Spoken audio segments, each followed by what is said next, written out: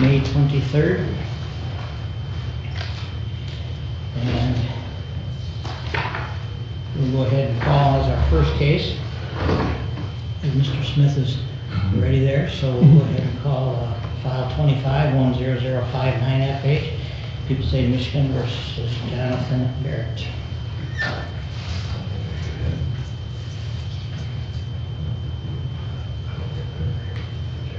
What's that? Oh, they're not here in jail. Jail just got here. Okay. Well, they actually came in and asked me, Mr. Barrett.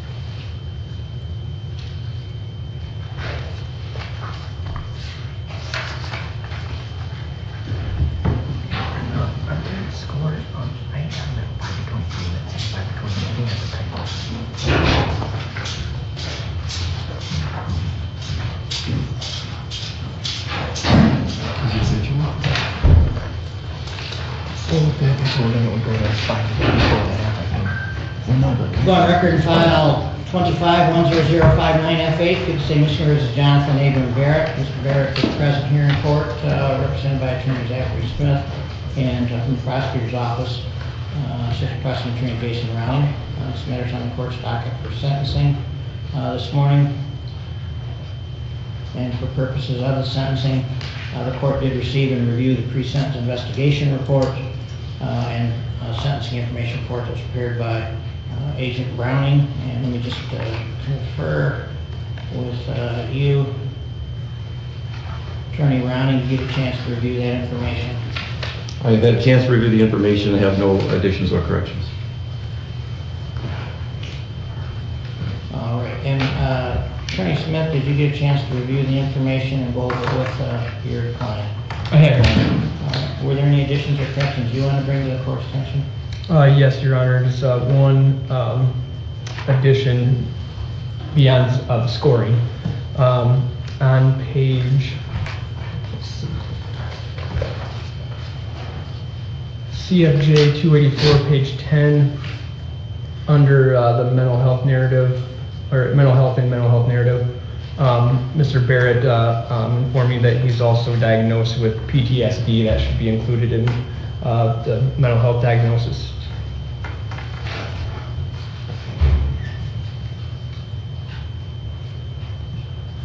All right.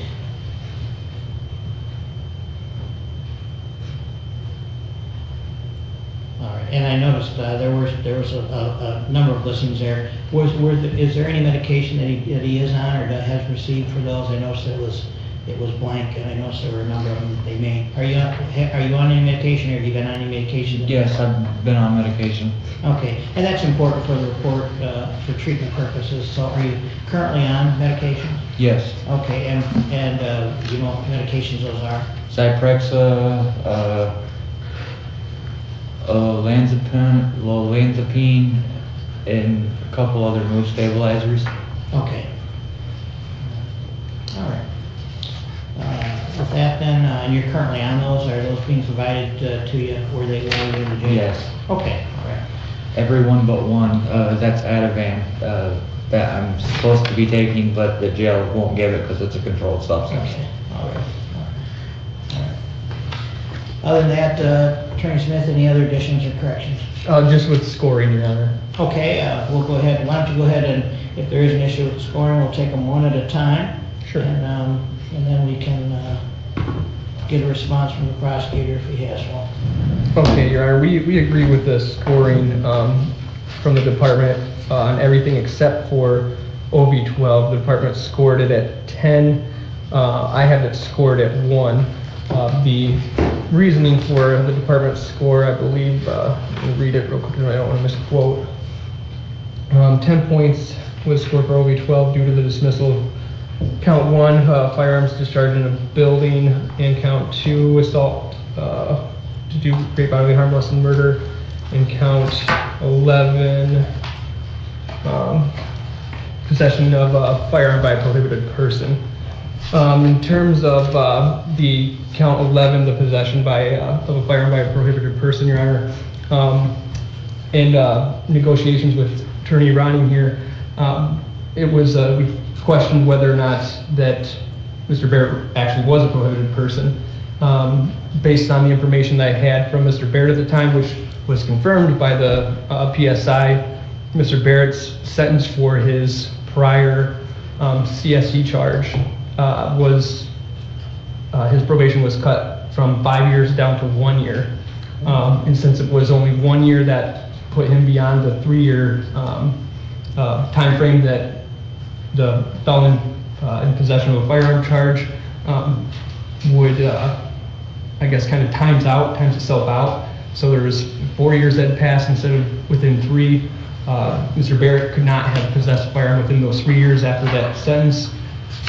And 4 had passed, and because it wasn't a listed offense, his gun rights automatically kicked back in. He didn't have to petition for his gun rights like he would have if if he was charged with a listed offense. So, which was also the reason why we negotiated a plea to a different 5-year, possession of a firearm with unlawful intent, to avoid the issue that he pled to something that he actually wasn't guilty of. The PSI confirmed that his probation ended after 1 year, so I don't believe that, with all that being said, count 11 was charged incorrectly, and he was not actually a prohibited person in possession of a firearm. So we would say that cannot be scored under OB12. And then the assault with intent to do great bodily harm, less than murder, is that's just another way of, I guess, raising the charge one of the charges that he pled to, which was assault with a dangerous weapon. And so we don't believe that is scoreable under OB12 as well. So that leaves 1 charge, and that would mean that OB12 can be scored at 1 point instead of 10. That would bring his scoring for his OBs down from 45 to 36. Has absolutely no difference on his overall guideline range. All right, Attorney Ronnie, I would say it appears that you had just discussed this prior even to the matter being brought before the court. During the negotiations of the case, I remember this issue did come up, Your Honor, and I had some notes in getting prepared for sentencing regarding OB12, regarding whether it should be scored as 1, maybe for a different path to get there, though, since OB12 does indicate each separate act as opposed to a separate crime. So if you have the same act that encompasses multiple crimes, such as firing the weapon, I can see why Mr. Smith would reach that conclusion, which would, if that were how the court were to apply OB12, then the only other act that he committed within 24 hours would have been lying to a peace officer, which I think would justify the OB12 being scored at 1 point. So we have no objection to that being modified to 1. It does not affect the guideline score. Having no objections from the prosecutor's office, we'll go ahead and score OB12 at 1. That would drop the OB level down to 36, and that would keep it still within the OB4 level on the principal charge of carrying a weapon with unlawful intent. Just see the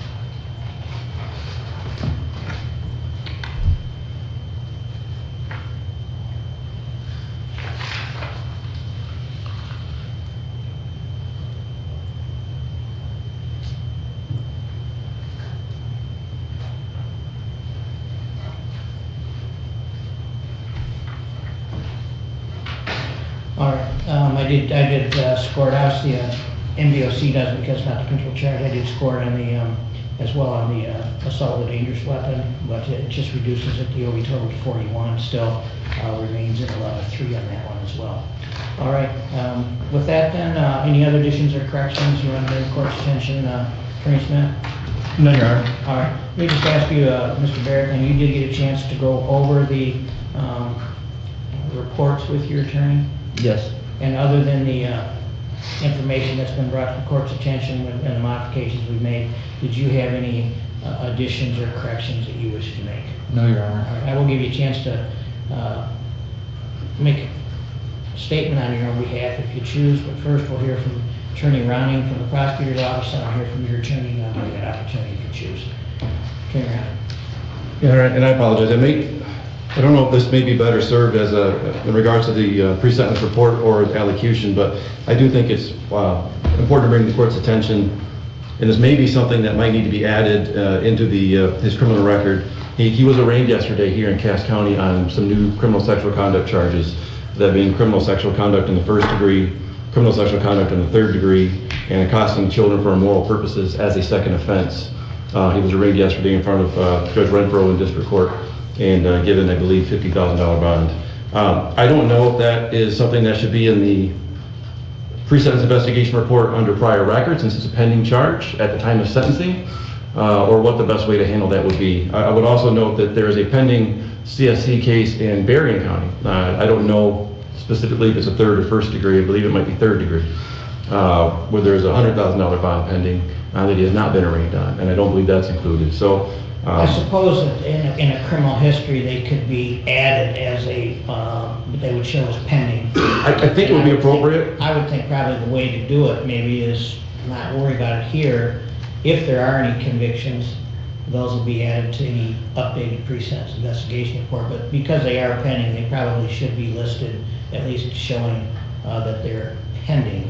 They obviously wouldn't be used necessarily for scoring purposes. Correct. I don't believe they would be, because it was well after the offense date for which he's being sentenced, and he's obviously not convicted of those yet. I think just putting on the record is probably sufficient at this point. The court is aware that those are pending, but they would not have any impact on any sort of guideline score. All right. We'll make that note then and show that they should be pending. One in Barrett County, you said? One in Barrett, and then he was arraigned here yesterday.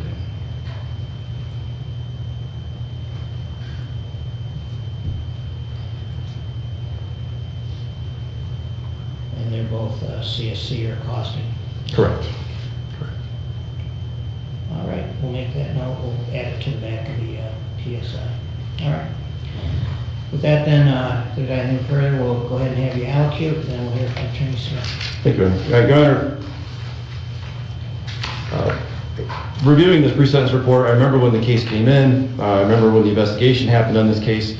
The thing that sticks out, I think, to anybody who looks at this with any sort of relative experience in criminal justice, there is absolutely nothing mitigating or redeeming about the defendant in this case.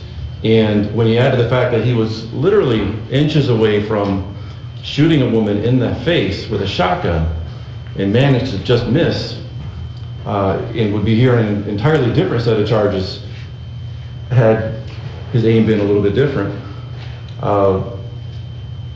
It's appalling and shocking when you look at the record he's amassed in the last 5 years, the natures of the offenses, controlled substance use, methamphetamine at this location with the other individuals getting high, the accosting, the sex offender registry issues, the pending CSC charges, the firearm, the lying, the hiding of the firearm, the shooting a woman because she wouldn't be quiet.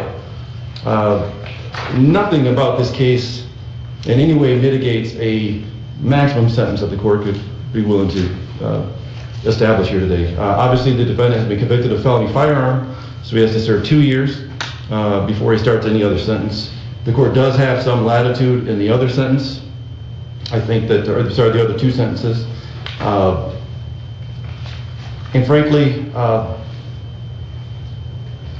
I think there's some justification to maybe go above the guidelines if the court would consider that. I know the Court of Appeals has a list of things that they look at for sentencings now that all sentencings are being reviewed effectively.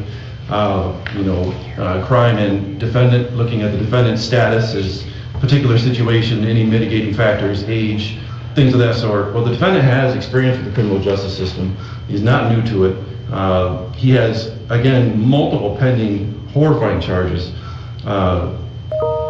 The convictions he already has are already concerning enough, and now he has more convictions. And again, when you throw a firearm in, and the fact that this woman was inches away from, forgive me for being crass, but having her head blown off by a shotgun, there, I believe, is plenty of justification for the court to exceed the guidelines. If the court doesn't feel that's justified, I would suggest the court is certainly justified in sentencing the defendant at the top of the guidelines. And so we would ask the court to consider sentencing the court.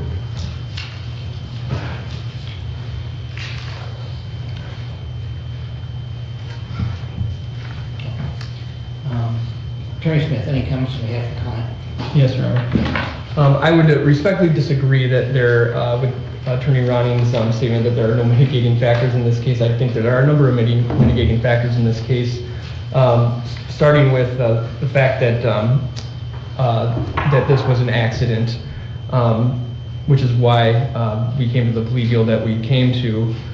Statements from the witnesses and the evidence that was available in the police report all indicates that this was an accident. He didn't mean to shoot the victim. I agree that it was extremely lucky shooting that had the aim or the fragments of the bird shot been a little bit one way or the other, to the left or right, maybe an inch or half an inch, this victim would have bled out for sure. If it would have been a different cartridge that happened to be in the shotgun at the time, she wouldn't have a head.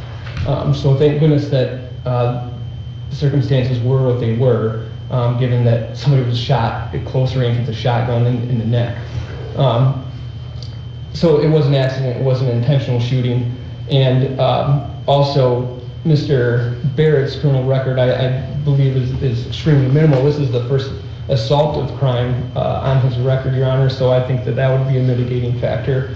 And then reviewing the PSI and Mr. Barrett's history with childhood abuse and mental health, that part reads like some serial killers' criminal history reads or family background reads. Specifically, when I was asking Mr. Barrett about his PSD, I'm like, well, what do you have PSD from? Is it the physical abuse, the rapes that your mother turned a blind eye to with with her boyfriend when you were a child? Is that what you have PSD from? Kind of being sarcastic with him, and of course that's what it's from.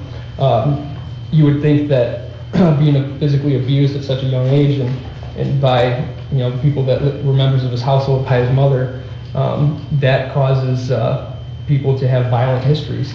Mr. Barrett has no violent offenses on his record, save for this one that he's in front of the court now on.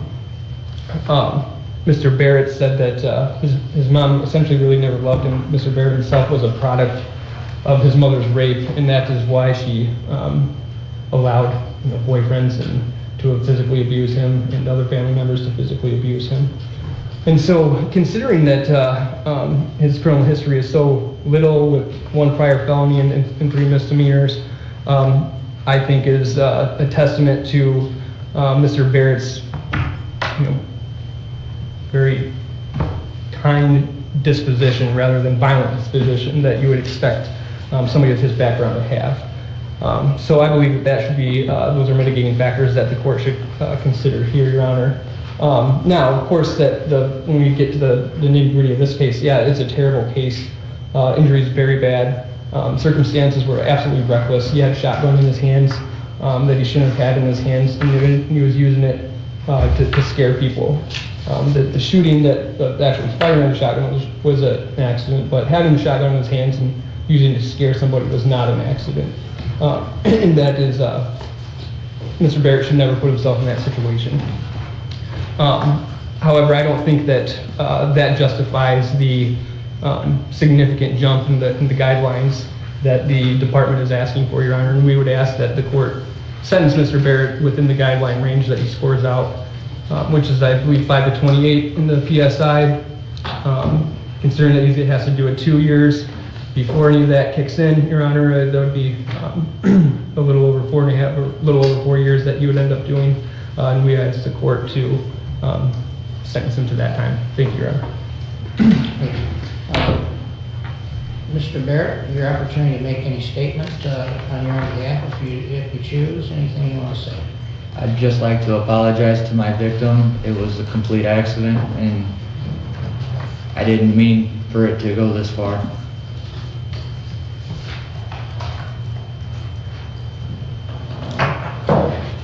Well, again, I think, as your attorney said, you know, a different shell in here or a few inches one way or the other, and you could be looking at a situation of potentially life in prison. So, you know, you need to think what you did here in this situation.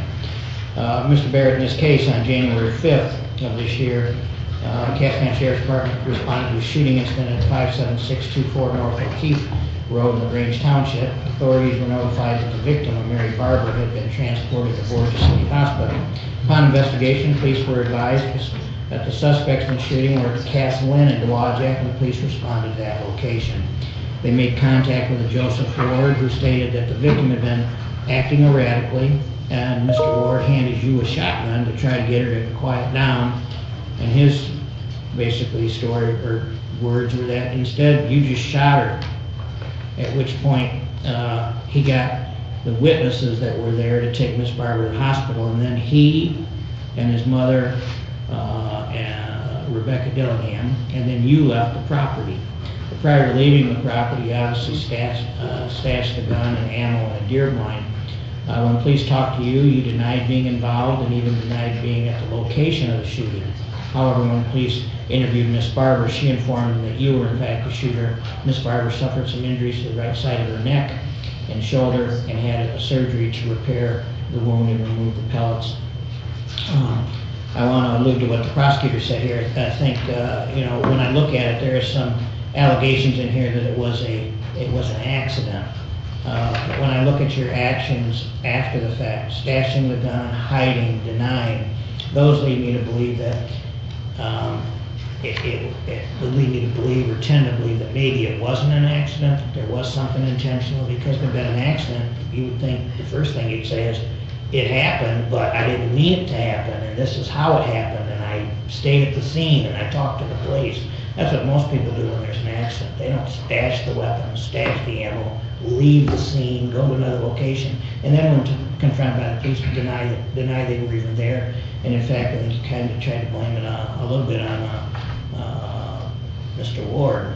And so it just looked like, I agree with the prosecutor in the sense that it doesn't look as much like an accident probably as people want it to believe. You know, you're 25 years old and you're looking at a prison sentence as a result of an incident. Obviously, we pled to the felony firearm offense, which mandates that. You're darn lucky, Miss Barber, that Miss Barber survived, or you might be looking at life, and you mentioned that earlier. According to PSI, you've been using meth daily for about 3 years prior to the incident, and I'm sure when I look at this whole mess here, that meth played a big role in what happened in this incident, all the way around. Why Miss Barber was acting erratically, why you were probably acting erratically when you grabbed the gun, you know, when it was handed to you, and why someone would even hand you a gun. When I look at what Mr. Ward did, why he would even hand someone a gun and say, hey, tell her to quiet down, or, you know, just the whole situation. And you can see how, you know, meth played a whole role in this whole thing. I look at the report, you have 2 kids, you say maybe 3, you've not had any contact with, you dropped out of school in 11th grade, you haven't been employed for over 5 years. You need to look at where you're headed in life, Mr. Barrett, because if you don't get your life figured out pretty soon, you know, get used to spending the bulk of the rest of your remaining years behind bars. Because of the charges, you've been sent to prison today, but I hope you take time to realize that you're a young man still with a long life ahead of you. When you get out, you'll still be a young man. I have heard about just today, the pending charges, and those may impact that. But again, I would advise you take time while you're in prison to get an education, access to services that will be afforded to you by the Michigan Department of Corrections, so that when you get out, you can move forward in life. So what I'm going to do here is I'm going to, on the count 4 charge of felonious assault, I do agree with you, Attorney Smith. There's nothing in his background, assaultive in his background, so I don't necessarily believe that, as Attorney Ronning asked, that I exceed the guidelines. I think that part of this was probably meth induced, just the whole situation. And look here, I don't think that I would necessarily justify a departure, upward departure, but I do believe that based on the incident and what his actions were following the incident, that a sentence at the top of the guidelines is appropriate. So on account 4 charge of felonious assault, habitual offender, second offense, be sentenced of court that he be committed to Michigan Department of Corrections to serve a term of incarceration, state's prison from not less than 21 months to a maximum term not to exceed 6 years with no credit for time served. In addition, he'll pay $68 in minimum state costs, crime victim rights assessment of $130, a fine of $500, court costs of $500, which the court deems reasonable based on the average cost of prosecuting a case in the county. And the court will assess attorney fees in the amount of $350 to partially reimburse the cost of providing you legal assistance in this matter. The count 7 charge of felony firearm will be the sentence of the court to be committed to Michigan Department of Corrections to serve a term of incarceration, state's prison, for a period of 2 years with credit for 139 days already served, and that offense shall be served consecutive to and preceding the sentence imposed on the count 4 felonious assault charge. On the count 15 charge of carrying a dangerous weapon with unlawful intent as an habitual offender, second offense, be the sentence of court to be committed to Michigan Department of Corrections to serve a term of incarceration in the state's prison from not less than 24 months to a maximum not to exceed 7 years, 6 months with credit for 139 days served.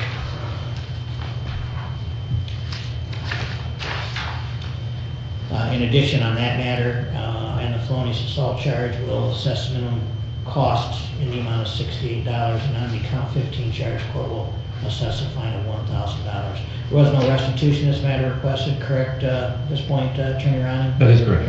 Okay. None will be ordered at this time, obviously based on the nature of the injuries. If either the victim or the prosecutor's office subsequently pursues restitution, they can file a motion, provide notice to the defense, and we'll have a hearing if need be. Any weapons or ammunition seized in this matter shall be forfeited as required by law. I will advise you, Mr. Barrett, you do have the right to appeal your sentence or conviction. The deputy is going to hand you a notice of your appellate right to review. If you wish to appeal, you can file an application for leave to appeal. If you're financially unable to retain an attorney and want to have an attorney represent you on the appeal, you can request that the court appoint an attorney at public expense. You'll receive 2 copies of that document.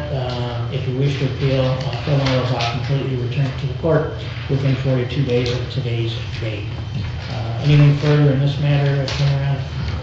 No, Your Honor, thank you. All right, Attorney Smith, anything further? Nothing further, Your Honor. Mr. Barrett, do you have any questions for the court? No. All right, we'll go ahead then. We'll remand you back to custody of Cass County Sheriff to be committed to Michigan Department of Corrections to serve mandatory sentences.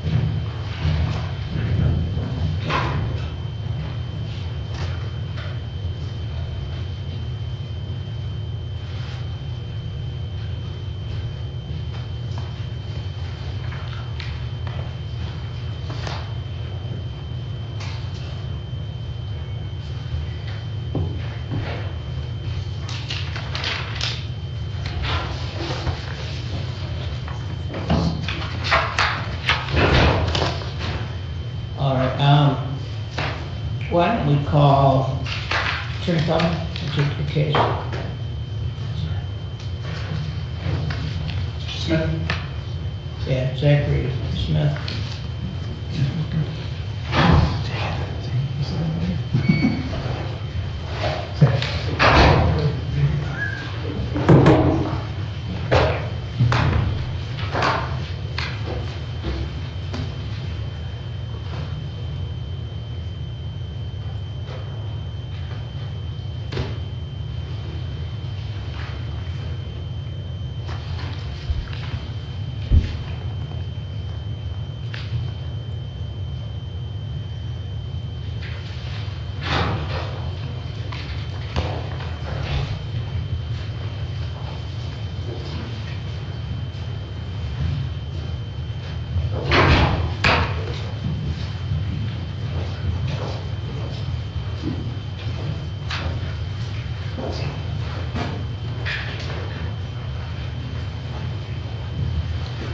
Go on record, file 24-10202FH, People State of Michigan versus Zachary Smith. This matter is on the court's docketing for sentencing here today. Mr. Smith's present here in court. Attorney Feldman is here on his behalf, and on behalf of the prosecutor's office, Assistant Prosecutor Attorney Jason Ronnie. I just was handed a motion to adjourn sentencing today regarding Mr. Smith, because you indicate you believe he's an excellent candidate for a problem-solving court. Specifically Swift and Sure, Your Honor. I think it's probably the only one he'd be applicable to, so he's asking to be assessed for that. Attorney Ronnie, I don't know if you have any position on the request here. We take no position, Your Honor. We did also just receive the motion to adjourn the sentencing. Mr. Smith is incarcerated, and he's going to be incarcerated after today, whether he's sent to prison or getting assessed. So we'd be satisfied either way. So we leave it to the court's discretion. He's doing it good time as well, Your Honor, so he's receiving no credit for the additional time to adjourn to have him. Well, I know, and again, I guess the whole issue that I have with Mr. Smith, obviously the decision for an individual going to Swift and Shore would be a decision obviously left to the court here. Yes, Your Honor. And when I look at Mr. Smith's record, there is no way on God's green earth that I think I would put him in a problem-solving court. He has absconded more than Carter's has pills, if you look at his history. And I've gone through that and reviewed it. He has absconded from every program. He's absconded from KPAT. He's absconded from Twin County twice, I believe. He's failed to appear in court on virtually every case he's ever had. And when I look at that history, from the time he was 18 until the time he is 30, basically 12 years, he has not cooperated one scintilla with any order of court. So I would tell you that I wouldn't care when I look at his history if someone said, well, maybe he would be appropriate for Swift and Sure. I don't think based on his record I could even remotely consider it. If the court's position is you won't consider him at all for it, then that kind of puts us on a chopping block to go forward today. I don't see anything in his past that would statutorily prevent him from coming to Swift and Shore. Statutorily. Sure, I understand. I'm just trying to make a good record here, Your Honor. That would statutorily prevent him from coming into Swift and Sure. Swift and Sure, as the court knows, is a last stop before people can go to prison with a no alternative to any other type of remedial measure to avoid either a lengthy jail stay or prison. And I would only say that if you ask Mr. Smith why he wants it, I had a long discussion with him yesterday about it. I am obviously aware of his past. He knows his past. I would ask the court to listen to him briefly as to why he wants it, and then if the court still feels that there's absolutely no way to consider him, if he came through with a 5-star recommendation from the Swift and Sure assessment team, then you can deny my motion. Well, I don't think I need to hear from Mr. Smith. I've heard the reasons, I've stated the reasons on the record, and as a matter of fact, Attorney Feldman, I know there was a Killebrew agreement in this matter that he sentenced to the bottom of the guidelines to 14 months, based on his history as I see it. I'm prepared today to impose a sentence of 28 months as a minimum, and you can discuss that with him. He's on dead time right now. If he wants to withdraw his plea, he can do so, and we can set the matter on the court's docket for sentencing.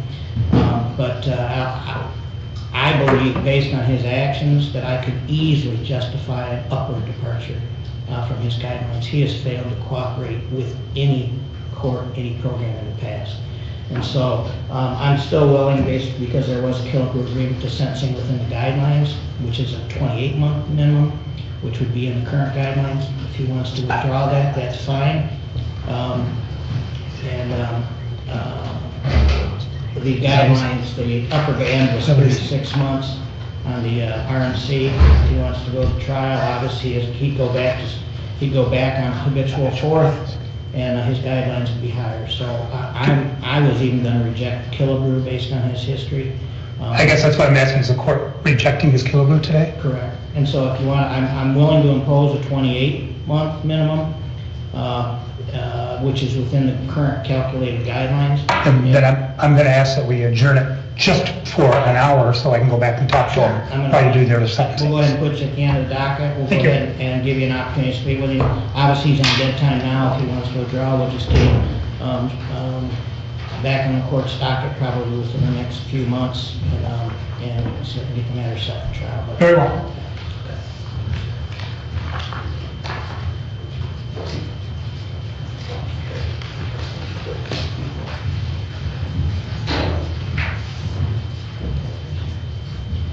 All right, Mr. Attorney Richardson, see you up there. Morning, Your Honor.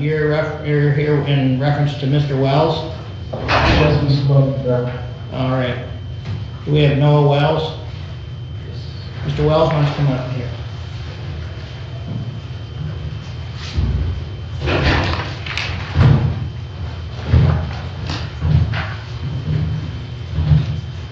We'll go on record in file 25-10038FC, People State of Michigan versus Noah Landon Wells. Mr. Wells is present here in the courtroom. Mr. Richardson and Attorney Kurt Richardson is obviously present here via Zoom. We're here for sentencing today. Mr. Richardson, let me just ask you, Attorney Richardson, did you have a chance to review the reports with Mr. Wells, or do you need a time to do that?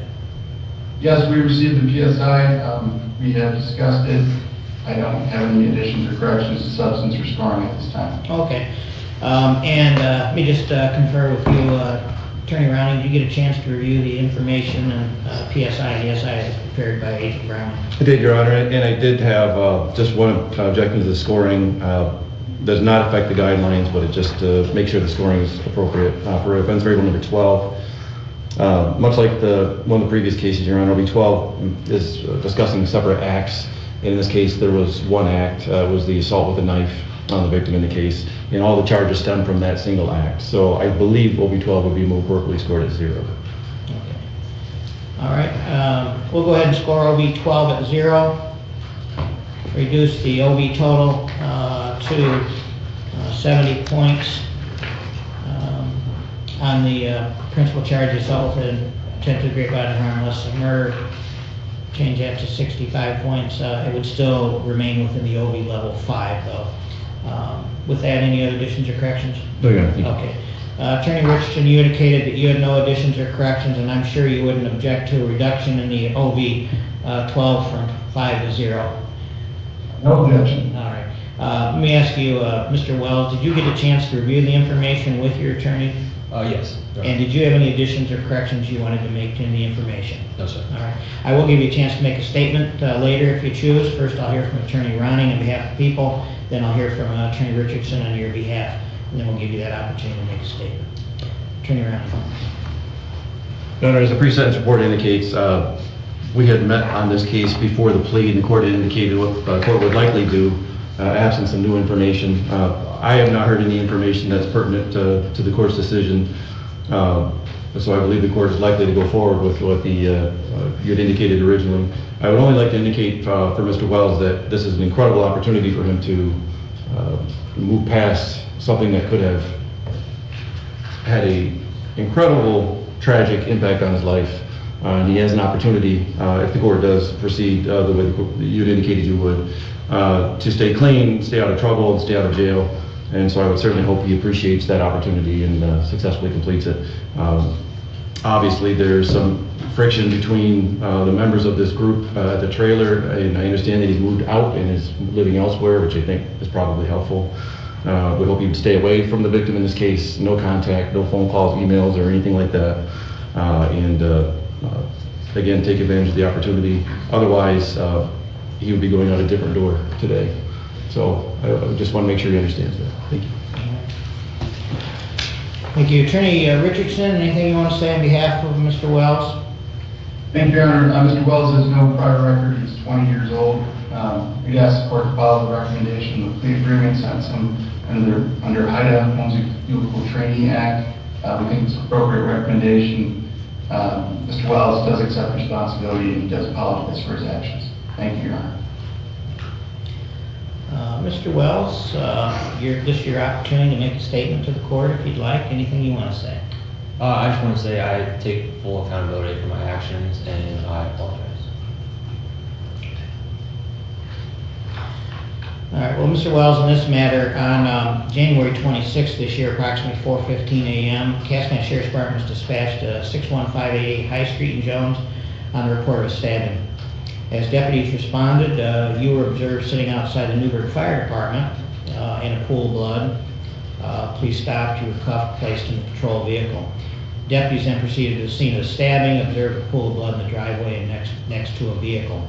The victim, a Mark Spice, was located laying just outside the residence and had towels on his chest to which he and an Ashley Hummel were applying pressure. Apparently the two of you had gotten into a fight because you had assaulted, at least according to the report, you'd assaulted Miss Hummel, and also that you urinated on the bedroom floor and undoubtedly drinking had played a big part in this whole melee. It appeared everybody was drinking, kind of like the last case we were talking about, everybody was meth here, everybody was drinking. Mr. Spice had told you to leave the residence, which you did, but then he came after you during the altercation outside. He came after you or came out after you, at which point you pulled a knife, he stabbed him 2 times. Apparently after you threw the knife under the vehicle and ran down to the fire department to call 911, which is apparently what you did. Apparently after it happened, you seemed to be pretty distraught. You ran down to the fire department there. You called 911 and you waited there until the police arrived. So obviously when we look at your actions in this case, it was like you were remorseful and, oh my God, I can't believe what I did. You're lucky though.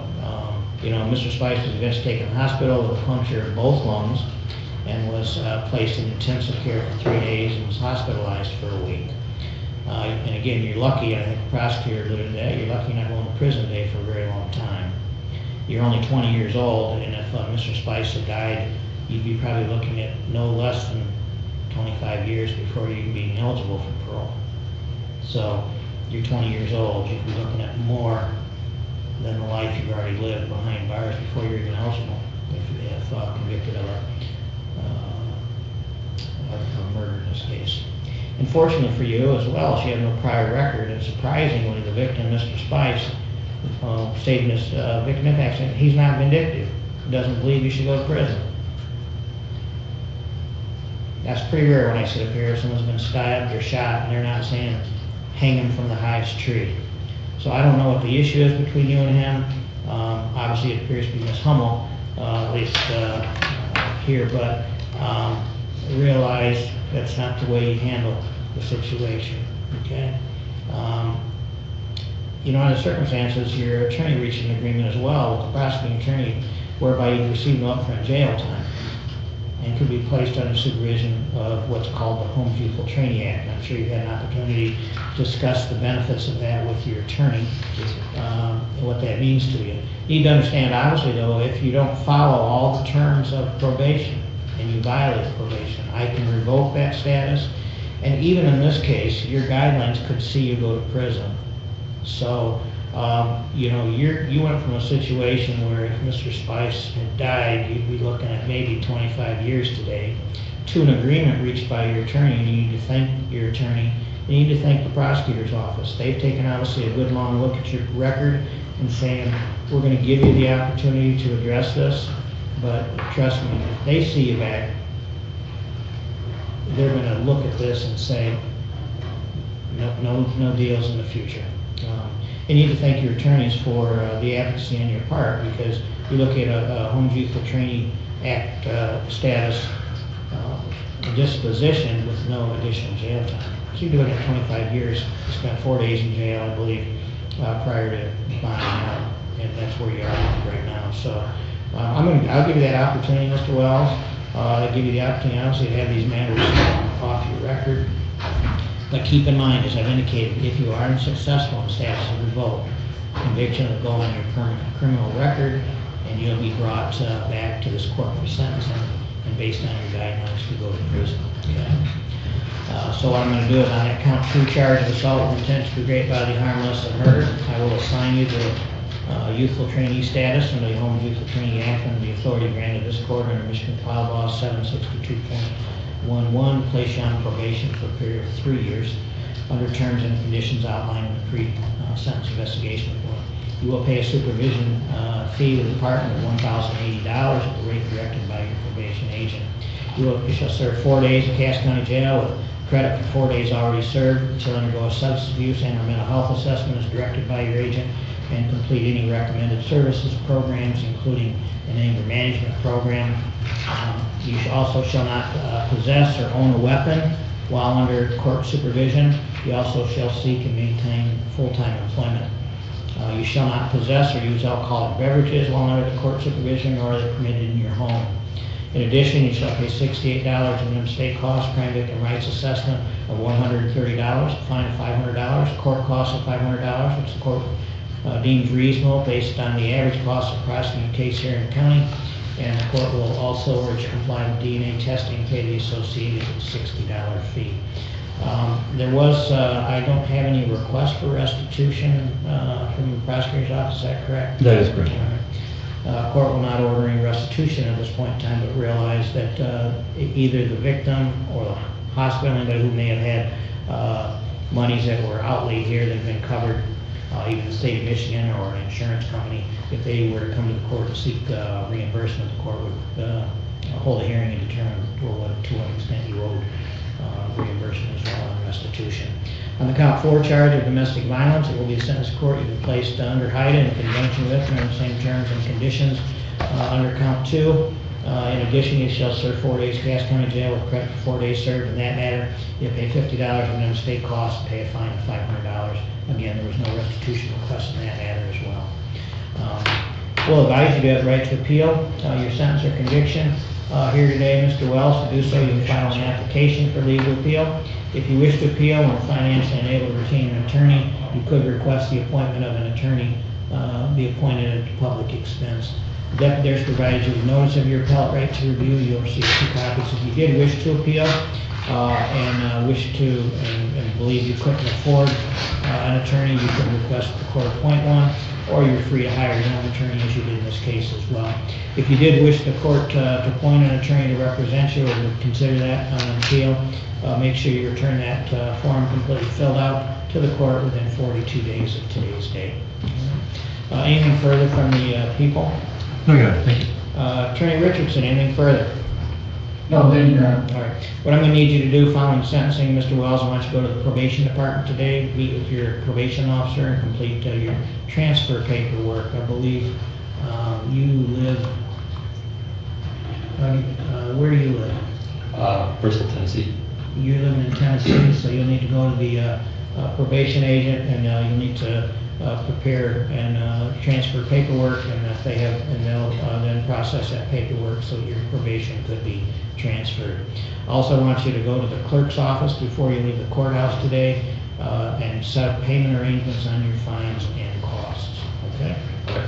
All right. Do you have any questions for the court, Mr. Wells? No. All right. With that, then I will go ahead and stand in recess.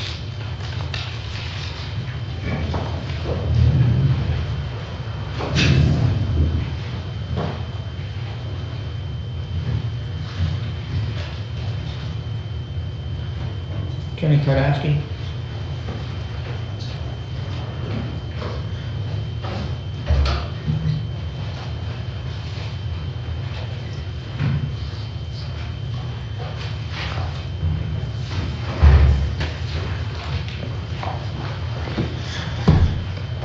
Are you Ms. Lay? Yes.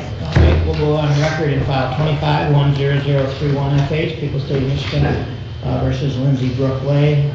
Ms. Lay is present here in court, represented by her attorney, Barrett Kardowski, from the prosecutor's office, assistant prosecuting attorney Jason Ryan.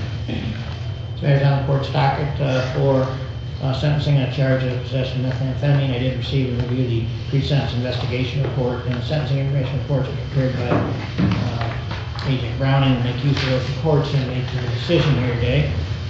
Since I've reviewed them, I want to make sure the parties have reviewed them as well. Attorney Browning, if you get a chance to review that information, go over it. I've had a chance to review the information and have no objections, Your Honor. All right, and Attorney Kardowski, you had a chance to review the information as well? Did receive a copy of the report, Your Honor. Provided a copy to Ms. Lay. We had an opportunity to go over it. Have no additions or corrections. All right. And is that correct, Ms. Lay? You had a chance to review the information? Yes, sir. Were there any additions or corrections to any of that information that you wanted to make? No, sir. All right.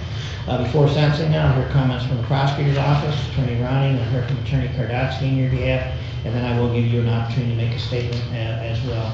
Just for the record, obviously, I also received a letter, and I'm assuming that you provided that to Attorney Ronning as well, which was I did, Your Honor. a letter from Woodlands, and you had a chance to review that as well. I had a chance to review it. All right. Attorney Ronning, then any comments from your office?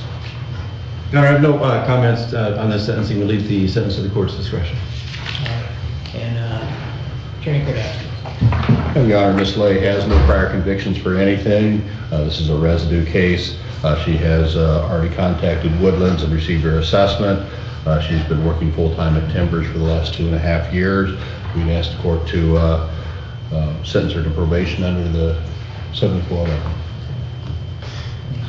Ms. Lay, anything you want to say on your own behalf? I'm sorry, and I'm going to try my best to stay clean and just work and do what I can to not be in this situation again.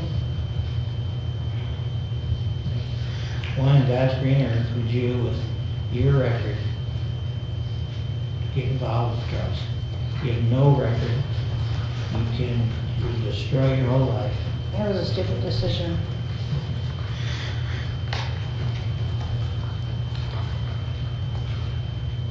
In this case, Ms. Lay, on January 11th, short before 11 a.m., you were stopped by the police at the Wajak because your license plate was expired. Once stopped, it was determined that the vehicle was also uninsured, so you were arrested and the vehicle was impounded. On an inventory search, the officer found inside your purse a black sunglasses case containing a meth pipe with some residue. When asked, you admitted it was used to smoke meth. I looked at the report. You're 33 years old. You have an 8-year-old son at home. How would you like to spend the next 6 months in jail and not see your son? I don't want to. Because I tell you, I don't let 8-year-old children go to jail. Yes, me. Look at what you have in life. You need to decide really what's more important in your life, methamphetamine or your son. Because when you're in this court, you can't have both. Right. And look at what happens. And if you continue to do it and continue to get convicted, you go to prison. What do you think what lesson is that teaching your son? It's not a good one. That it's okay for mom to use meth, then surely it's going to be okay for him to use meth someday. Is that what you want your son to grow up to do? No. You probably want your son to grow up and be successful in life and go to college, do whatever he wants to do, right? Right. He won't do that if you don't stop using drugs. You understand? Yeah. Because he's going to see you. You can't tell a kid to do one thing and do another. Kids are smart. They know what parents are doing. Yeah. Okay. And I hope certainly that your goal for your son is not that he grows up and becomes a meth head. And you have a large part in that. So you need to change your actions. So you said you're sorry to me. I'm sorry to him too. Yeah, and I think you need to look in the mirror every day and say that. I'm sorry to my son. Because you're setting him up for failure. You're setting yourself up for failure. And that's not what we want for our kids. Okay. Now I look at the PSI and you say your plan on the future is to move out of your mom's house, get your own. You won't accomplish that wasting money on meth. And if you do accomplish getting your own place, but keep using meth, you'll probably lose it. Because you'll eventually get arrested, you'll go to jail again, probably lose your job. That's what meth's going to do for you. Sounds like a great drug to me, right? Choice is yours. Don't come crying to me if that's what happens in the future. And don't come in here and say, I've got a son. I want to be with my son. You've been warned. Yeah. And you're given the opportunity to change your life. And if you have an addiction, trust me, I understand addiction. I see it all the time here in this court. You need to make sure you address that. And you have. I've seen that, that you you've had the assessment done at Woodlands and they're recommending treatment, you take advantage of those, okay? Because when I look at your background, you're not somebody that needs to be in jail. You're not somebody that needs to be in prison. When I look at your history here, you seem to be a pretty good person in society. Don't throw that all away, okay? At the time of your plea, your attorney reached an agreement with the prosecutor, and the prosecutor gave no objection to disposition of this case under Section 7411 if you qualify. I've been informed that you do, and I'm sure you've discussed the benefits of that with your attorney, and that is having the ability to have this matter off your record. You need to understand a high severity felony drug conviction on your record is going to affect you the rest of your life. It's going to affect your ability for you to get jobs, all sorts of things. So, and so all those goals you have for you and your son, you're not going to reach them if you don't stop that, okay? But you also need to be advised as well, if you violate your probation, that that status can be revoked, your conviction will enter on your permanent record, and you'll not get another opportunity to ever do this again. It's one opportunity, Section 7411 here, generally speaking, and if you violate your probation and given that opportunity, it's very, very rare to get an opportunity in the future. Right. Okay. This is your first criminal conviction of any kind, so the court's satisfied that yours is the type of case that warrants giving you the opportunity to prove that you deserve to have this conviction off your record. This young lady, trust me, you and your son going to get a whole lot farther in life without illegal drugs. And if you don't trust me, you'll find out. So I'm going to do on the count one charge, possession of methamphetamine. It will be a sentence court be placed on Section 7411 probation as provided under statute MCL 333.7411 for a period of 18 months under the terms and conditions outlined in the pre-sentence investigation report. Or to pay a supervision fee of $540 per approved by your agent. In order to undergo a substance abuse and or mental health assessment as directed by your agent, you've already done those things. Just make sure that you sign any necessary releases of information so that your agent can get access to your treatment and the programs you're participating in. I'm going to also order that you participate in an MRT program. Your agent will go over that with you as well. We'll order you as well that you submit to random drug screens as directed by your agent while you're on probation.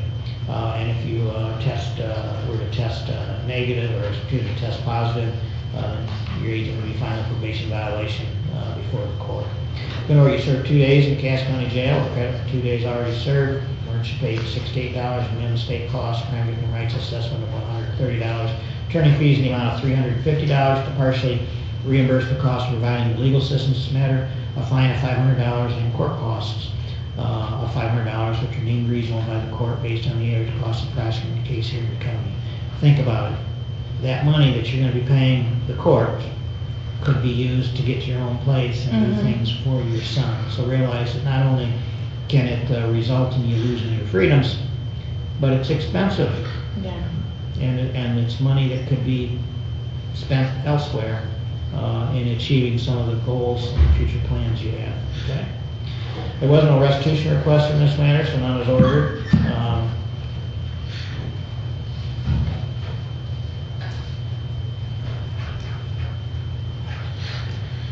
And so none will be ordered. That you didn't have any request for restitution, correct? That is correct. All right. We'll advise you to have the right to appeal your sentence or conviction. Ms. Lay, to do so, you can file an application for leave to appeal. If you cannot afford an attorney and wish to request an attorney be appointed to assist you in the appeal, you'll receive 2 copies of that form. There, deputies provided you with your notice there. Fill one of those forms out completely, return it to the court within 42 days if you wish to appeal. And just make sure you get that submitted within 42 days if you wish to appeal. Anything further from the people? No, Your Honor, thank you. Nothing further, Your Honor. Ms. Lay, any questions? No. Okay, what I'm going to have you do before you leave after following sentencing here today, I want you to contact the probation department as well, and they'll go over the terms and conditions of your probation with you. And then before you leave the courthouse, I want you to go across the hall to the clerk's office and set up a payment schedule on your fines and costs, okay? Okay.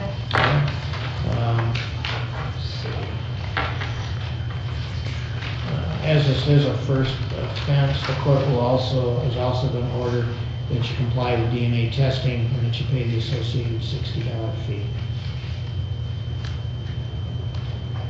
All right, we'll go ahead and adjourn. Good luck, man. Thank you.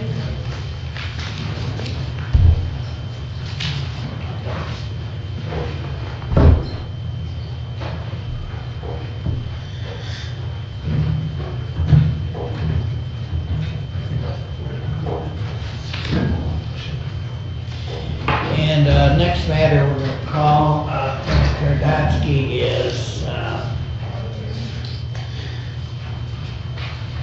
file 24-10060FH, People State of Michigan versus Carne Hullman. Her matter is on the court's docket on a delayed sentencing here today. Ms. Hullman was placed on probation back on June 28th of last year. We delayed sentencing for a period of 11 months. And I did have receive an updated case report from Agent Cornwell. I'm assuming, based on that report, you've not had any contact with Ms. Hullman? I've attempted to call and text her on the contact information that we had a month ago when we were here previously, and I've gotten no response. And I called and texted her again this morning. And no response. Nick, can you go out in the hall and just page to see if there's a Carne Hullman in the hallway? Yeah.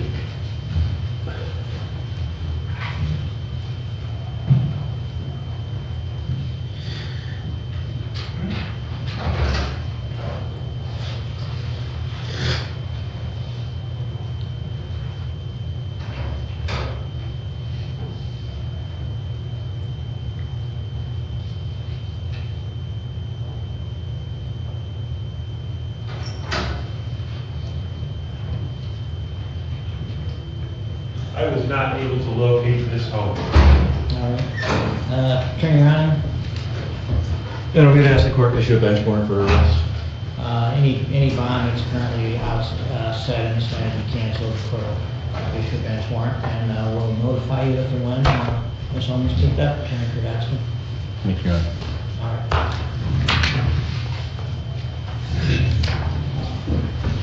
Attorney Feldman? Yes, Your Honor. All right.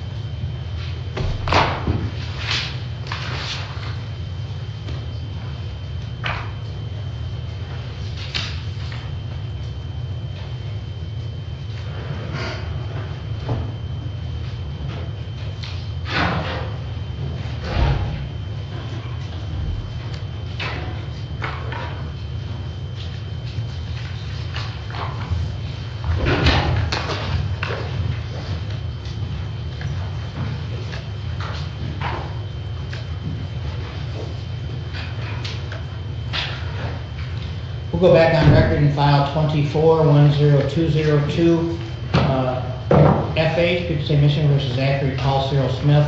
This matter is on the court's docket for sentencing here today. Obviously, we took a recess.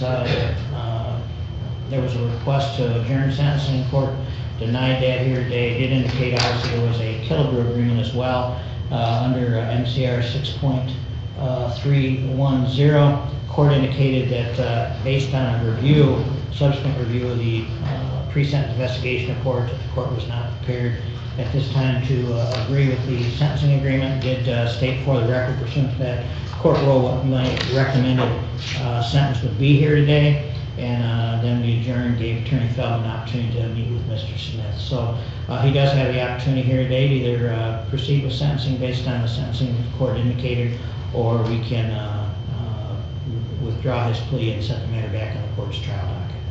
Thank you for giving us the time to discuss it, Your Honor. And after doing so, Mr. Smith is prepared to go forward with sentencing today. And so, Mr. Smith, you had a chance to discuss that with Attorney Feldman, understand your right to withdraw the plea, and you wish to proceed here today based on the sentence that the court said they would impose, and based on that, obviously, the court will impose that sentence. I would not deviate from that after I've indicated that to you. You want to proceed here today?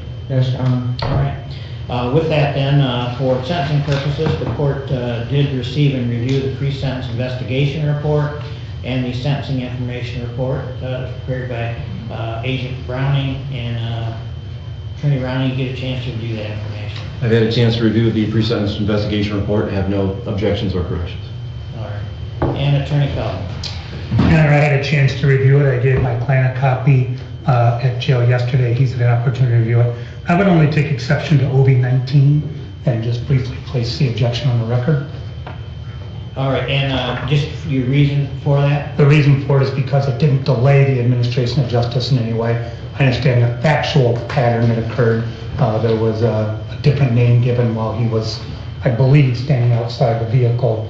The officer took probably a minute or two, saw it was a different name, came back, and the issue got corrected. It didn't delay the administration of justice as anticipated, as needed by the reason for OB-19, so he's asked that score is 0. All right, and Attorney Ryan? I believe OB-19 is properly scored at 10 points. It says either interfered or attempted to interfere. When he gave the wrong name, obviously he was attempting to interfere with the investigation. So I believe OB-19 is appropriately scored. Yeah, I understand where you're at, Mr. Feldman, but I think based on the case law that by giving a false name, and which was an attempt to delay the investigation, I suppose I'd have a little different if he just said, my name's Jason Rowney, and then said no, and then immediately had said that, but it did require the police to take additional action. So I'll go ahead and leave OB-19 scored at 10 points. I think it's appropriately scored.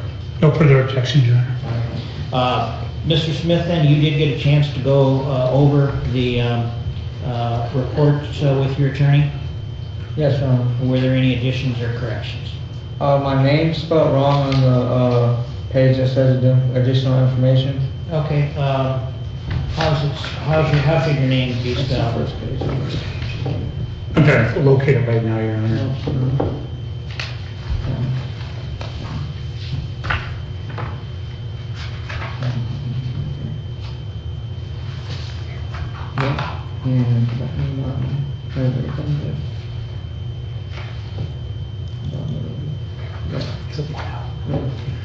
Your Honor, it's on page 1 under pre-sentence investigation, evaluation, and plan.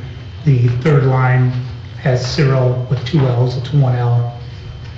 Okay, and the sentencing report as well has 2 L's, and your name only has 1? Yes, Your Honor. And it's again under the additional information, it's 1, 2, 3, 4, 5, 6, 7, 8th line down.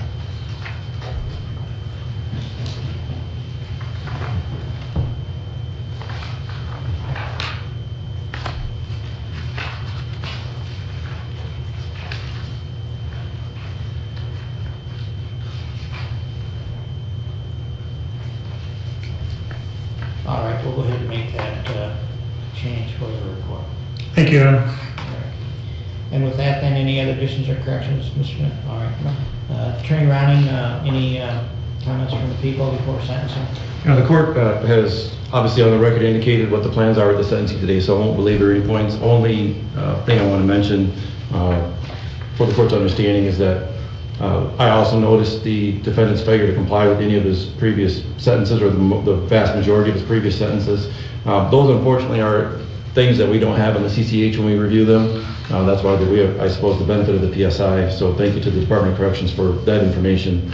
Also, some of the out-of-state convictions, Indiana, sometimes we seem to have a hard time getting all of the CCH information from them.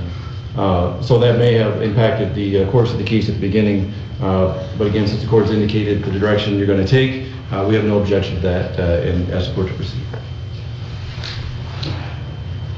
All right, Attorney Feldman. And you have to kind of piggyback where Mr. Ryan just spoke to. We anticipated the guidelines to be a little bit lower this morning. They were higher because of Indiana information that we didn't have. So that took the guidelines from what were anticipated to be a 12 to 48 up to the 14 and change, or 12 to 24 into the second. I would note, when I look at Mr. Smith's prior record, I only see one true assaultive crime, and that was over a dozen years ago, an assault with a dangerous weapon for which he was given a probation term that eventually got revoked.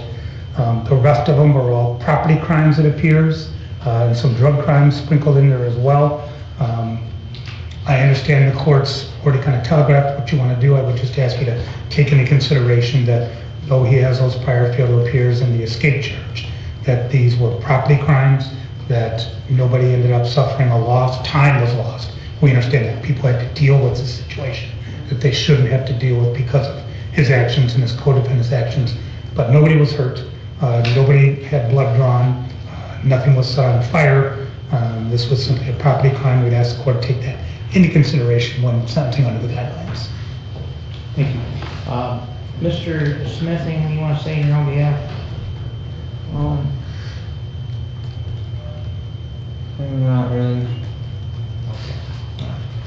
Well, Mr. Smith, in this matter, on October 5th, while you were an absconder from parole, you were in a vehicle driven by a Mary Ann Powell, stopped by the Sheriff's Department in Porter Township approximately 2:30 a.m. because of a defective license plate. Ms. Powell had an outstanding warrant out of St. Joseph County, was placed under arrest. She was later convicted and sentenced in this matter of felony meth possession. Because at the time of stop, there was a large baggie of crystal meth, a loaded syringe, 2 meth pipes, and sundry other paraphernalia found on the floorboard of the car. You were asked your driver's license at the time and your name, and you gave a false name of Jacob Rowe, false date of birth, and said you didn't have a license. When Lean came back with no record, you were later identified as Zachary Cyril Smith and were detained and searched. And you had a bank card and a debit card belonged to a Kenneth Kern, and you gave some other cockamamie reason for having the cards, but later then admitted you didn't have permission to have them. In fact, at the same time, 2 other deputies arrived on the scene, and they'd been processing a stolen vehicle, which is belonging to none other than Kenneth Kern. They indicated the vehicle had run out of gas, and they were investigating that. And that vehicle was belonged to Kevin Kern, which happened to be the man whose card she possessed, which led to the charges that you pled to in this matter. Now, at the time of your plea, as we indicated, there had been a creditor agreement. We already went over that, and that's the reason why the court's not going to accept that, and why you've agreed to the sentence the court indicated that they would impose. I look at your history. You're 30 years old. You've been to prison. You were an absconder from parole when arrested in these matters. You were first arrested as an adult when you were 18 years old in 2013. Within a few months of that matter, again in 2013, you committed a felony assault and given the benefit of HIDA, which is the Home Youthful Training Act. A few months later, you absconded in that matter. Your probation was revoked and you were eventually apprehended via bench warrant and you were given a jail sentence. You committed 2 more offenses in 2013, and in one of those offenses, you failed to report to probation. Again, another bench warrant was issued, and you were revoked and given another jail sentence. The following year, in 2014, you again committed another offense and failed to appear. A bench warrant was issued, and you, when apprehended, given another jail sentence. In 2015, you committed a high-severity drug offense, were given an extended probationary term of 10 months in jail.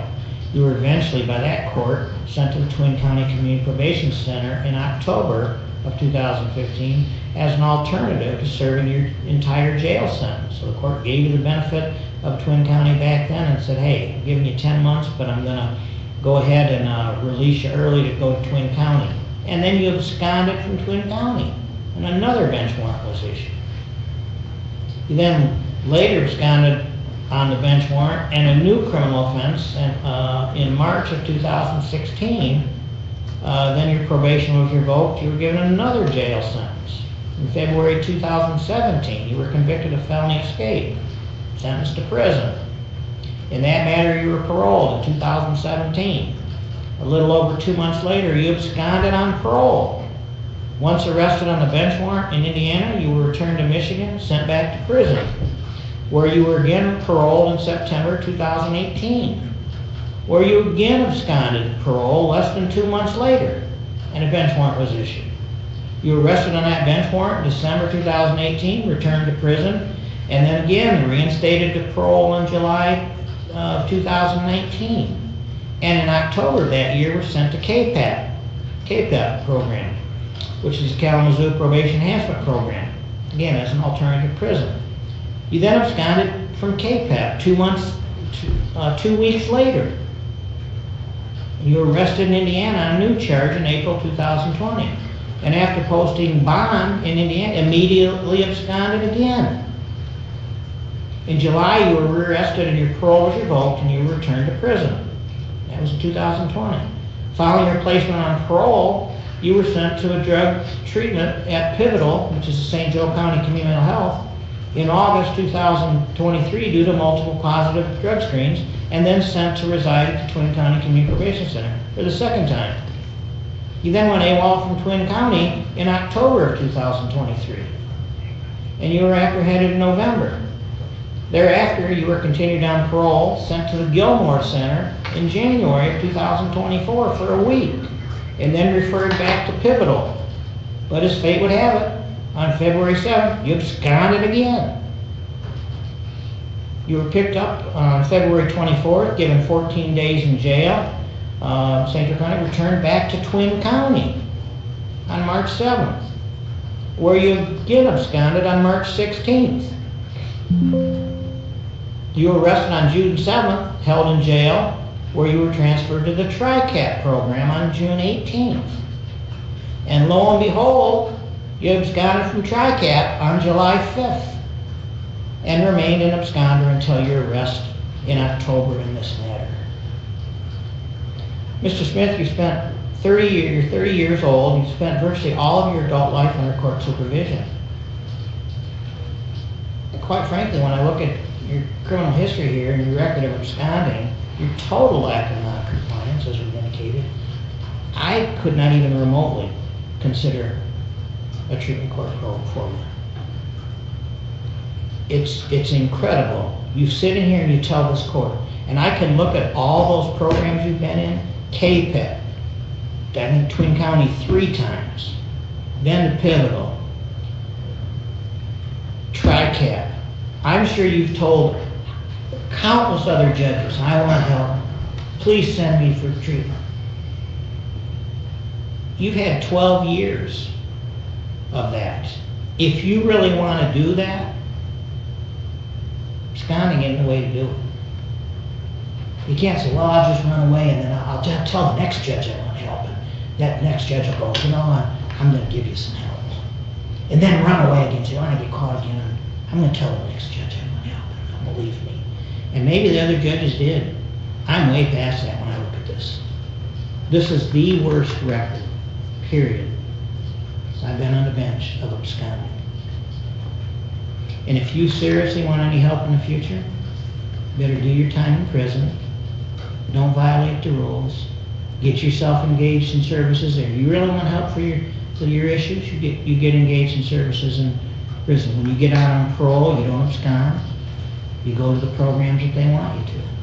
If not, expect every time I see you, you're going back to prison. Because I'll be seeing you when you abscond again. And then when you abscond again, don't come in and go, I want help. You've had countless courts give you that opportunity. So, what I'm going to do then is, and I've already expressed that on the record, you've agreed to it, on the count 1 charge of receiving, stealing, stolen property, which is motor vehicles, habitual offender, second offense, and the count 2 charge of stealing a financial transaction device, that's an habitual offender, second offense. It will be the sentence court, you committed Michigan Department of Corrections to a term of 28 months to 90 months on the count 1 charge, and to a term of 28 months to 72 months on the count 2 charge, with no credit for time served as you are on parole. You'll also pay $68 minimum state costs on each count, a crime victim rights assessment of $130, attorney fees in the amount of $350 to partially reimburse the cost of providing legal assistance in this matter, Court costs the amount of $500, which the court deems reasonable based on the average cost of prosecuting case here, and the court will assess a fine of $500 on each count, so that's a fine of $1,000. Those sentences will run concurrently with each other. I will advise you, Mr. Smith, you do have the right to appeal your sentence or conviction. To do so, you can file an application for leave to appeal. If you could not afford an attorney to represent you on that appeal, you could request a court-appointed attorney to represent you at public expense. Deputy provided you with notice of your appellate right to review. You'll receive 2 copies of that document there, one for your personal records, one to return if you wish to appeal. If you did wish to appeal and have the court consider appointing an attorney to represent you, make sure that you submit that form back to the court within 42 days of today's date. With that then, anything further from the people? No, Your Honor. Thank you. Attorney Hullman, anything further? Nothing further, Your Honor. Thank you. All right, Mr. Smith, any questions for the court? No, we'll go ahead and remand you back to custody of Cass County Sheriff to be committed to Michigan Department of Corrections to serve the balance of your sentences. With that, that concludes the court sentencing docket. We do have some paperwork we need to get ready for the jail, for the transport, so we'll take a short recess here, and then we'll come back and stop. All right. Court will stay in recess till I call you back.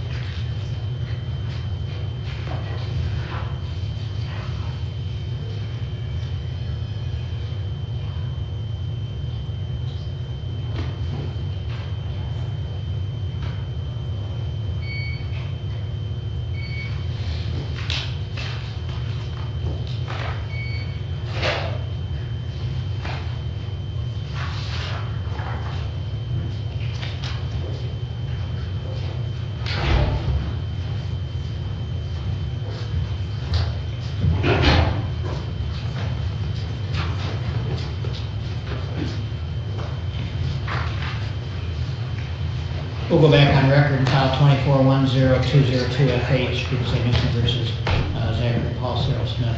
Mr. Smith, I did mention obviously that you don't get, you won't get any credit in these matters because you're currently on parole. I should have stated as well that these matters would be served consecutive to the case that you're currently on parole for. I do note from looking at your record that it looks like you have a supervised discharge date potentially of October 9th of this year, so that if you're discharged on that date, then these sentences would begin following that. I don't know if they will flop you and give you an additional time based on these convictions or not, but if not, these would be consecutive to the case that you're currently in parole for. All right. With that, then I don't have anything further. We'll go ahead and adjourn this case and go ahead and remand him to custody of sheriff to be committed to Michigan Department of Corrections. All right. Court will stand in recess.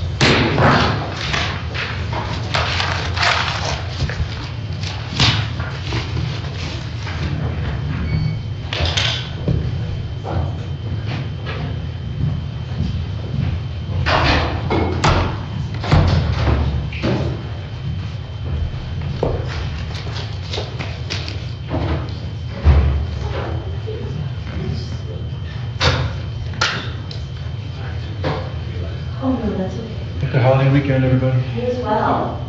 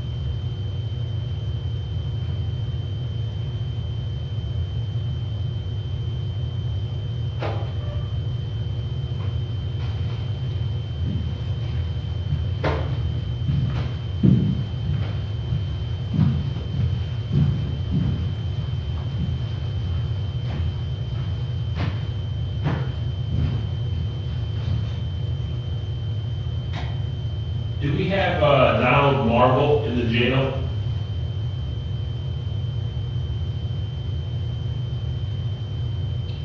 Is Mr. Drake supposed to be here on that? Yes.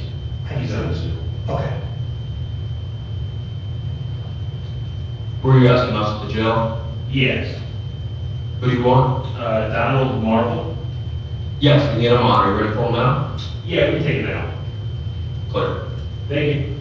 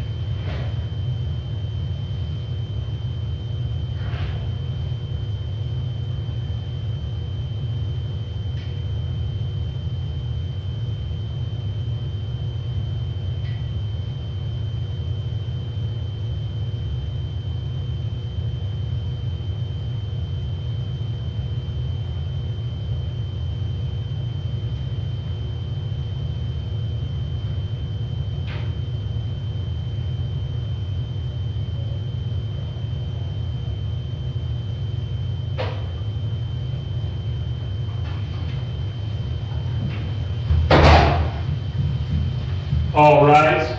The Circuit Court of Cass County is back in session.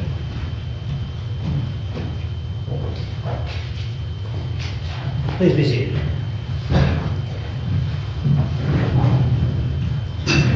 Go back on record in the court's morning docket on Friday, May 23rd.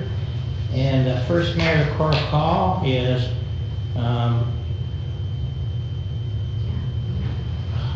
file 25-10012 State of Michigan versus Shane Lavelle Reed. Morning again, Your Honor. Good morning. For the record, this matter is on the court's docket here is in reference to bond modification, and Attorney is the same song. Attorney Feldman is here on behalf of Mr. Reed. And Mr. Reed, are you on the Samsung there? Yes, Your Honor. Okay. Do we have a prosecutor? It's just going to be. I did speak with Mr. Stecker yesterday. He indicated to me he had no objection to the bond modification.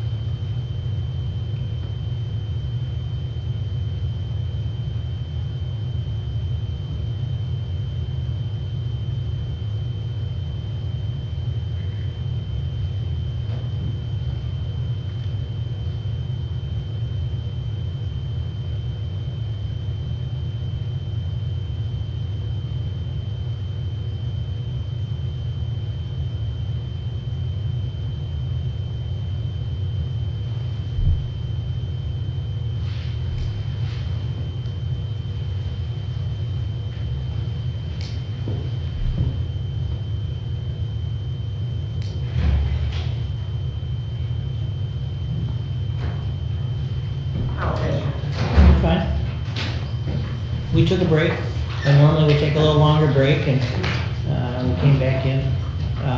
We're on record on file 25-10012 FH, People State of Michigan versus Shane Lavelle Reed. We're here for a motion to permit employment in Indiana.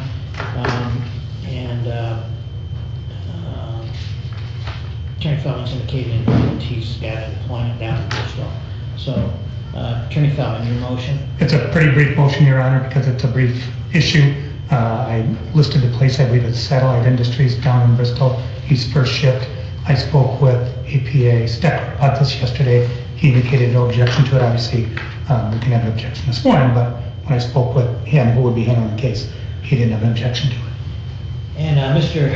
Reed is currently on bond as well. We don't have any, I don't have any notices of any violations, any position of the people. Judge, no objection. Okay.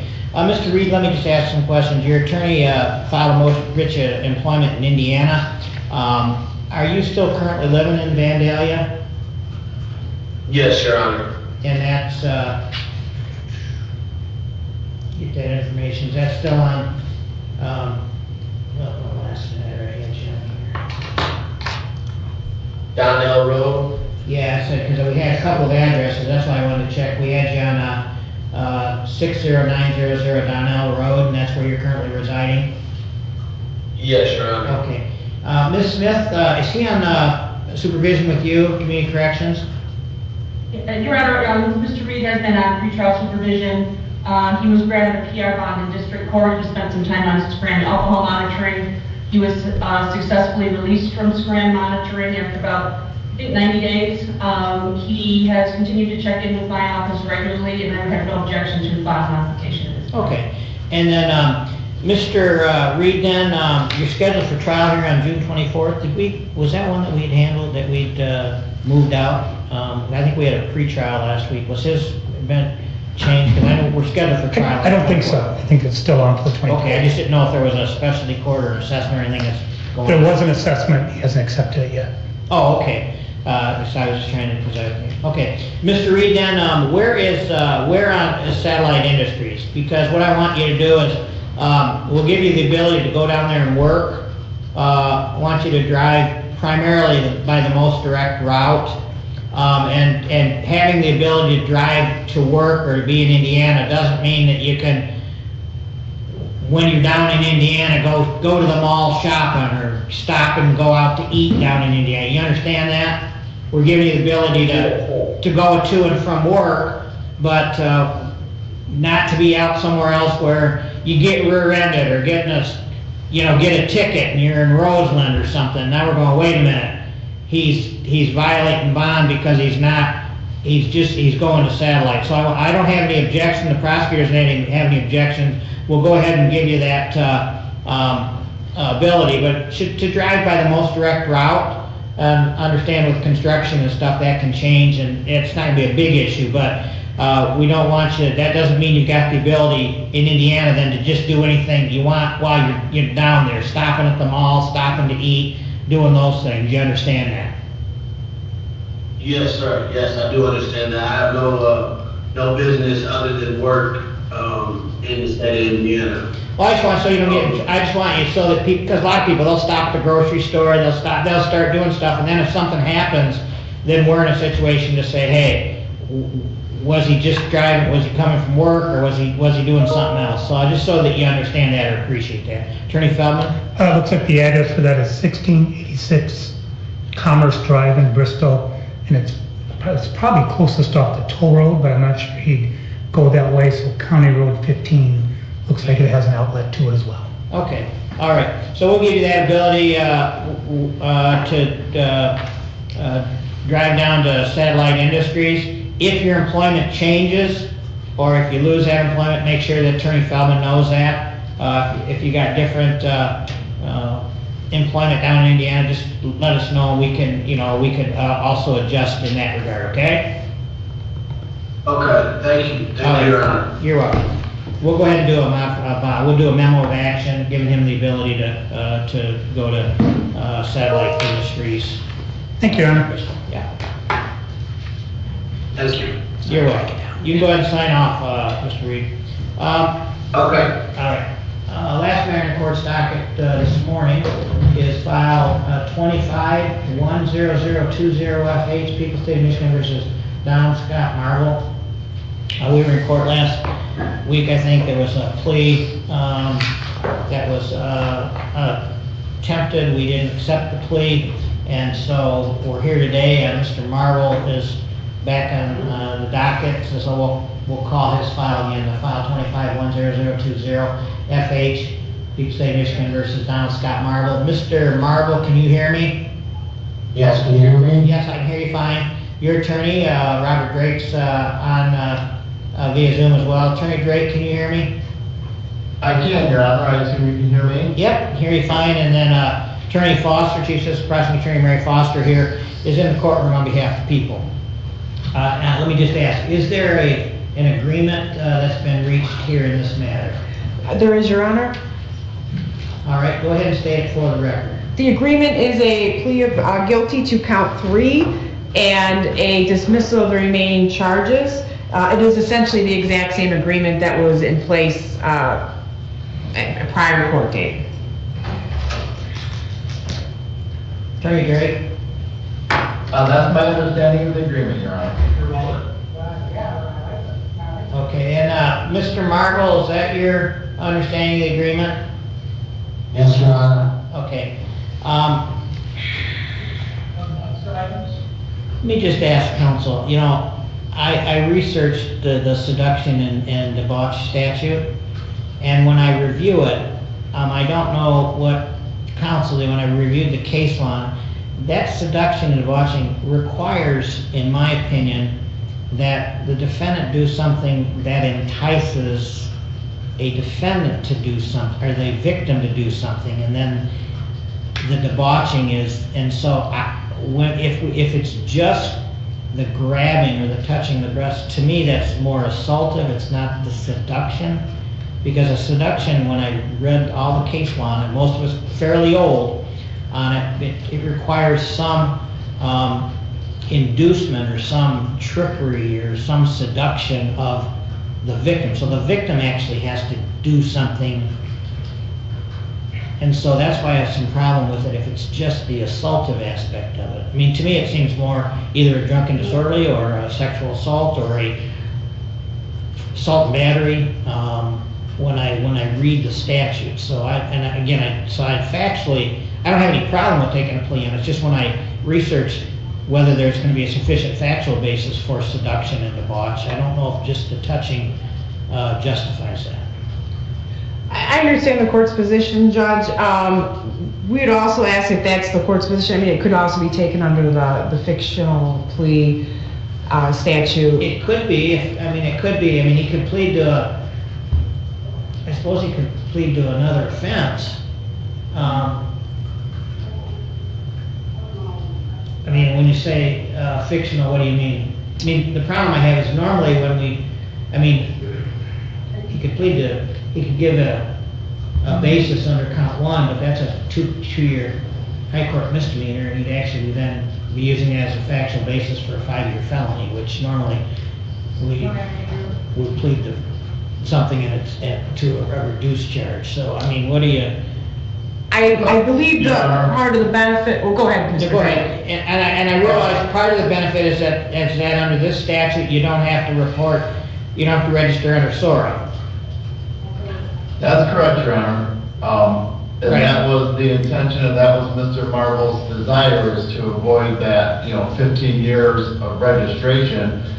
Even an attempted CSC fourth, which reduces it to a true misdemeanor, would still require registration on SORA, Right. because of the attempt of the CSC fourth. So in discussing this with Ms. Foster, and it did take some time to find even a, theft crime adjacent statute that would satisfy both the prosecution's desires for some accountability and Mr. Marvel's desire to stay out of SORA. And I think that there was, and maybe I'm overspeaking, but I think there's some mutual agreement that 15 years of SORA seems a little bit over the top for what occurred. So I think that, I had that conversation with Mr. Marvel about he would actually be ending up with a higher charge on his record than what he would if he were just, convicted of the CSD fourth. But then the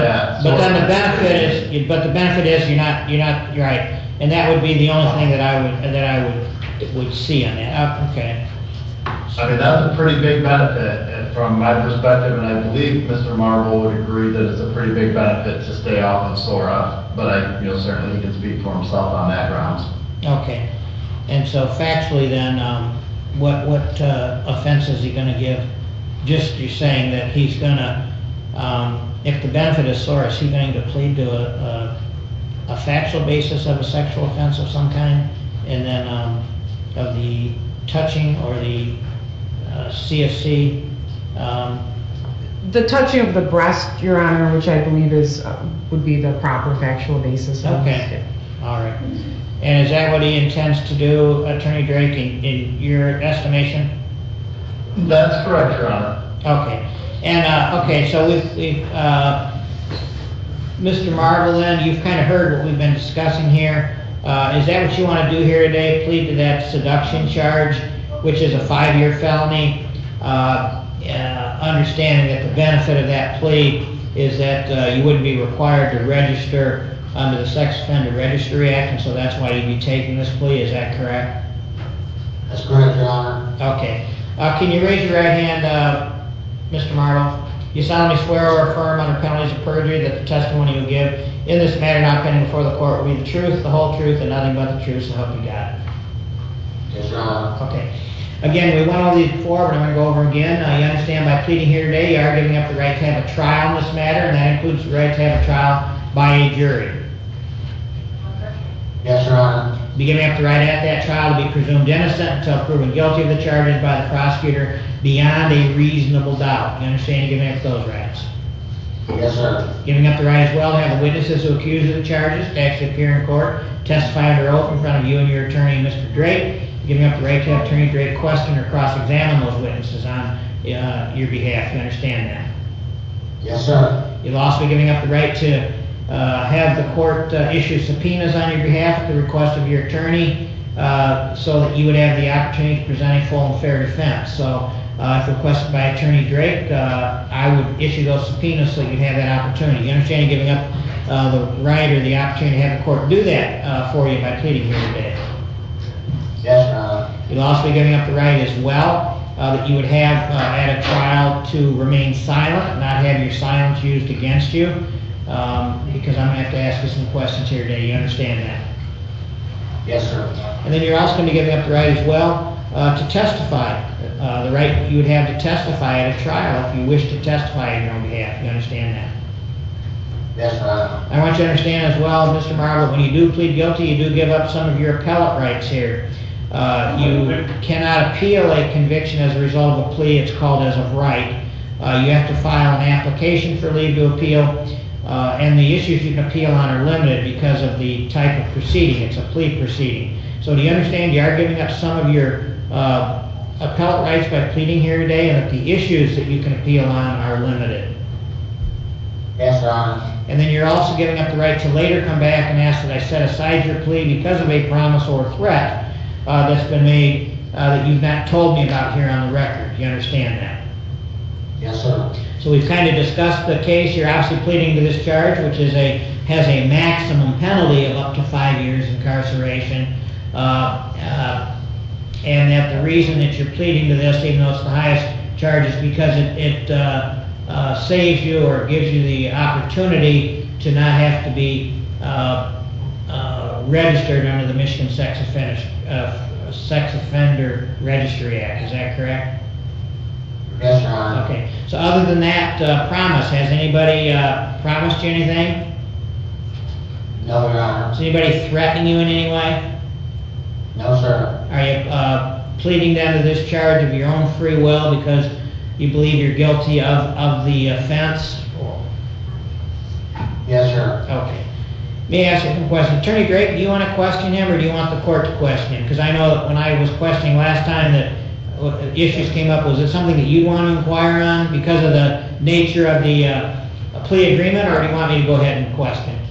No, I can go ahead and ask some questions if you would like. Yeah, why don't you go ahead and do that, and if I have any additional questions, I'll ask, and then we'll just confirm as well with Attorney Foster if she believes there's sufficient basis to accept the plea. Go ahead.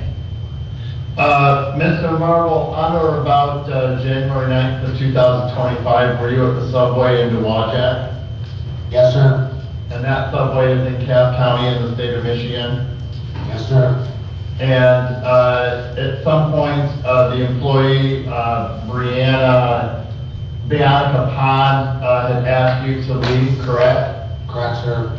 And that escalated into both a verbal and a physical altercation where, you know, she was pushing you out of the restaurant and you were pushing back?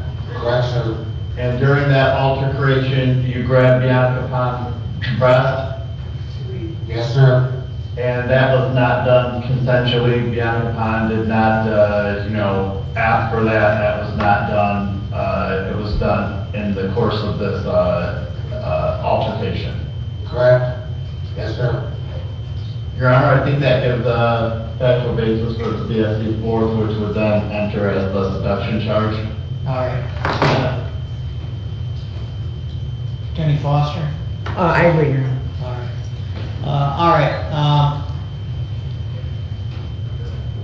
Let me ask you then, Mr. Marvel, as to that count 3 charge that on or about January 9th, 2025 in Sage Wadeck here in Cass County, that you did seduce and debauch Bianca Pond, an unmarried woman, contrary to Michigan statute. How do you plead to that charge? Guilty, Your Honor. All right. I'll go ahead and accept your plea. Find that it is voluntarily and understandably made. That's made with the assistance of your attorney. There's sufficient factual basis to the underlying criminal offense, as Attorney Drake said, the CSC 4, and we'll go ahead and accept your plea. And again, as you've indicated, there have been no other threats or promises other than what's been stated here on the record. June 20th. Mr. Marvel, I'm going to go ahead and set your case for sentencing on June 20th at 8:30 in the morning. And in the meantime, then we'll need to get a pre-sentence investigation report done in this matter. Attorney Drake, anything further? Yes, Your Honor. I'm going to ask if the court would consider reinstating Mr. Marvel's PR bond he had previously.